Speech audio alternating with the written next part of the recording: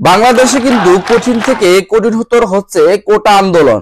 কারণ হচ্ছে শাহবাগে কিন্তু কোটা আন্দোলনকারীদেরকে পুলিশ বাধা দিয়েছিল। আজকে সেই বাধা উপেক্ষা করে কিন্তু আমাদের ছাত্র সমাজ কিন্তু সেই কোটা বাতিলের কিন্তু আন্দোলন করে যাচ্ছে এবং কালকে কিন্তু তারা পুরো বাংলাদেশেও কিন্তু কোটার আন্দোলনে ডাক দিয়েছে এবং যত পরীক্ষা হচ্ছে এবং যত স্কুল কলেজ খোলা রয়েছে সেগুলো কিন্তু তারা বর্জন করেছে।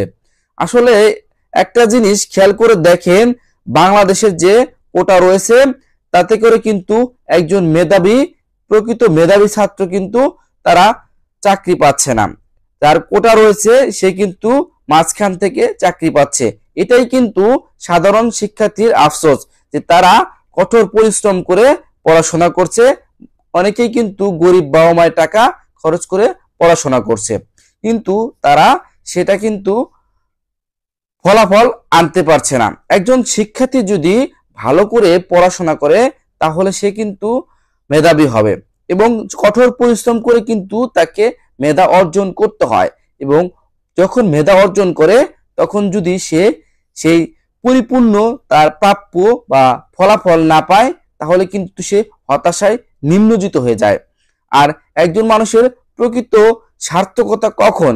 যখন সে ভালো একটা গভর্নমেন্ট জব পাবে, তখনই কিন্তু হচ্ছে সে প্রকৃত সার্থক বলে মনে করবে। আর একজন অমেধাবী ছাত্রকেও কিন্তু আমরা কোটার মাধ্যমে চাকরি দিয়ে দিচ্ছি এবং সে কিন্তু একটা পদে অধীনস্থ হচ্ছে।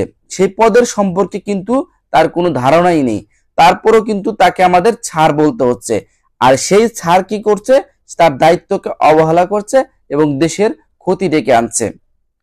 এই হচ্ছে বর্তমান সমাজের রূপরেখা। কারণ হচ্ছে যে কোটার ধারী লোক রয়েছে তারা কিন্তু অচিরে চাকরিগুলো পেয়ে যাচ্ছে, আর একজন প্রকৃত মেধাবী ছাত্র কিন্তু চাকরিগুলো পাচ্ছে না। এটাই কিন্তু বর্তমানের সাধারণ শিক্ষার্থীদের একটাই দাবি যে সরকারি চাকরিতে কিন্তু কোটা বাতিল করতে হবে। আর কোটা যদি বাতিল না করে তাহলে কিন্তু মানুষের যে মধ্যে মেধা সেটা কিন্তু বিকশিত হবে না। আর ছাত্ররা কিন্তু যে কঠোর পরিশ্রম করে পড়াশোনা করছে সেটা কিন্তু তারা পড়তে চাইবে না, কারণ তারা জানে যে তাদের কোটা নেই, তাদের চাকরি হবে না। এভাবে কিন্তু ধ্বংস হয়ে যাবে আমাদের ছাত্র সমাজ এবং তারা মানুষের থেকে কিন্তু অমানুষ হয়ে যাবে। আর যদি একজন শিক্ষার্থী ভালো পড়াশোনা করে মেধা অর্জন করে সে যদি ভালো একটা গভর্নমেন্ট জব পায়, তার পাশাপাশি যদি অন্য একটা ছাত্র সেটাকে ফলো করে তাহলেও কিন্তু সেও মেধা অর্জন করতে পারবে এবং তারও কিন্তু চাহিদাটা বেড়ে যাবে। এই হচ্ছে বর্তমান সমাজের চিত্র। তো কোটা বিরোধী আন্দোলন কিন্তু চলবেই এবং চলতে থাকবেই। সাধারণ শিক্ষার্থী কিন্তু একটাই কথা, যে পর্যন্ত হাইকোর্ট এই যে রায় দিয়েছে এটা তুলে না নিবে ততক্ষণ পর্যন্ত তারা কিন্তু তাদের আন্দোলন কিন্তু চালিয়ে যাবে। যেমনটা আজকে শত পুলিশের বাধা অপেক্ষা করেও কিন্তু শাহবাগে আন্দোলন করেছে এবং কিন্তু তারা ঢাকা টাঙ্গাইল মহাসড়কে কিন্তু বন্ধ করেছে এবং বিভিন্ন জায়গায় কিন্তু তারা আজকে সড়ক অবরোধ করেছে।